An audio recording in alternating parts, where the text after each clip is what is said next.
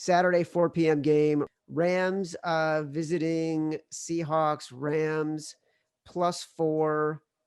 Total is 42 and a half. Shaping up to be a pros Joe's game. Shaping up to be pros on the Rams and the Joes on the Seahawks.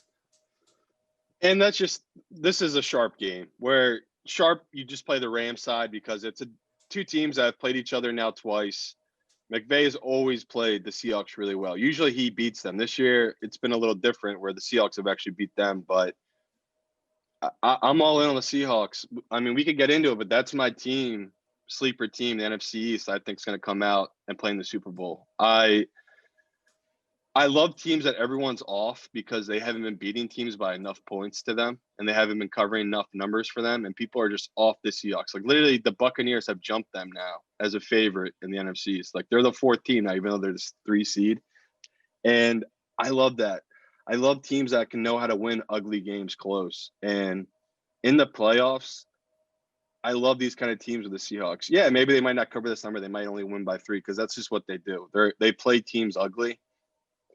But I love it. Everyone's doubting the Seahawks offense right now, and they don't really get how well this defense has played. So that's made them kind of change their identity as not a team that's just going to throw it downfield, because they're just going to play slow and play smart and just wear you out and eventually beat you at the end of the game. So looking at this number, I feel bad telling people to go against my brethren in the Sharps, but I'm all in on the Seahawks, and I like it that it's down at some books down to 3.5 now, because the Sharps have come in so heavy on the Rams that a guy making his second start of his career on the road in the playoffs, unless this guy's a robot for the Rams, this guy's going to have a complete meltdown in this game. So for me, I love the Seahawks in the position. And the fact that the Sharps are betting this number down, it makes me feel a little better because that means I'll maybe get good value on the Seahawks. Hopefully it hits 3. So we know for a fact that Goff is out. We don't. We really don't. Maybe that's why it's bet down. Maybe they know something, and that's why the number's coming down now. But Goff just got thumb surgery, and I don't like it. I honestly, if I was betting the Rams, I'd feel better if this backup was coming, because I don't think it's smart when players rush back like this. Like we saw with Kyler Murray last week, he was out in 2 series. He took 1 hit and he was just done. So don't like backing these hurt quarterbacks, but you never know. Like Stafford played a hell of a game last week, hurt, and they covered that game. So to each his own. But if it's Jared Goff, I would definitely be even more in favor of the Seahawks. Chris Raybon will tell you, if you listen to the Action Network NFL podcast, he always loves the Rams in this spot because these games are always less than a field goal. And Sean McVay is such a good coach. And look, the Rams have completely changed who they are offensively, where you've mentioned Goff, but the quarterback just means less in their game plan, in their system week to week. Like they have become a physical run first offense and a very aggressive defense. But I kind of love your take on the Seahawks. So I can totally be convinced on the Seahawks. In fact, all of a sudden I feel better about the Seahawks than I do the Bills. And I'm kind of wondering, why didn't you take any of our hard-earned winnings and put it on the Seahawks to win the Super Bowl? I will. I'm waiting for this number to keep getting bet up. Like I have them we have them with what is it, the Chiefs as a Super Bowl finalist. Mhm. And I should have just waited because we would have got better odds if I did. Because I did it last week, like where I did it for I did the Bills one first and everything like that. But I only did 100 on it. Like I didn't want to put too much into these futures yet because I wanted more bankroll for week 17.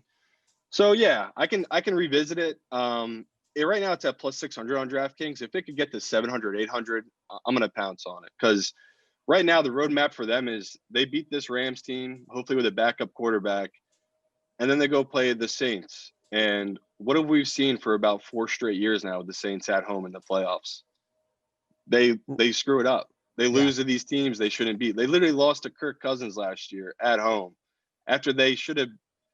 I mean, that I don't think they've ever recovered from that Stephon Diggs catch. Like they literally went from that catch the next year to the Rams and the PI to losing to Kirk again at home. So if I can have a position where people are still believing in the Saints because they have a great defense and they have Drew Brees and a good O line and Kamara, that's where I'm getting value, because that's where everyone's going right now. Everyone's thinking maybe Green Bay will lose this and the Saints can do it. But for me, it's just the Seahawks lines up perfectly where they can go beat the Saints.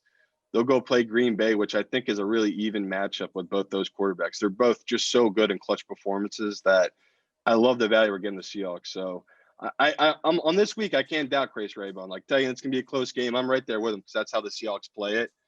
But I have so much faith in this team that I just can't lay points. I can't take the points with the Rams when I'm just so all in on the Seahawks right now. What do you have this game rated at? You said 3.5. No, I had it at 4, and the Okay, fact that it's down to because when it opened that's up at right. 4.5, I said, "Wow, that's a good number right now for the Rams." The 4.5 for them, and the fact the sharps have just bet it down now, and it is 3.5 on DraftKings. It's just saying to me, it's flipped now, where I think you're getting good value on the Seahawks. So, dude, here's my question.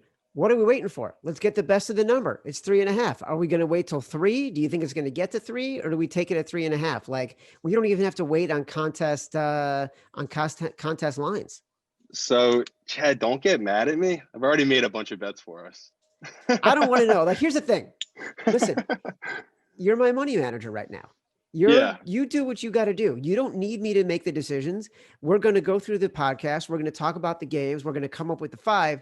Anything else you're doing, you got to do because you're in control of the money and you're the professional and I'm just the client here. Okay. I want as Yeah. much money at the end of it as possible. I just wanted to play the early line values just in case the lines went different ways than it did. And we can break it down another podcast, but basically I love doing money line parlays because the spread just scares me in the playoffs because a lot of weird stuff can happen, especially with these favorites. So like early lines, we got great value on. We have Pittsburgh's money line at like 180, and now it's up to 279 because all the COVID news. Yeah. And we got the Saints. I think the Saints opened at like, man, it might have been -7 or -8. So the money line was like -300. Now it's up to like 500 at certain books. So it worked out for me playing these early lines for us. And we'll go through all the games. But yeah, for this Seahawks Rams game, I'm on the under again. But after last week with the Seahawks 49ers game, I would not put this as our best 5 because that under is going to haunt me forever. Because you never know with the Seahawks when they want to turn it on, they can turn it on. So for me, I'm playing this under, but I wouldn't put it as our best 5. Got it. The under is at 43 right now at DraftKings.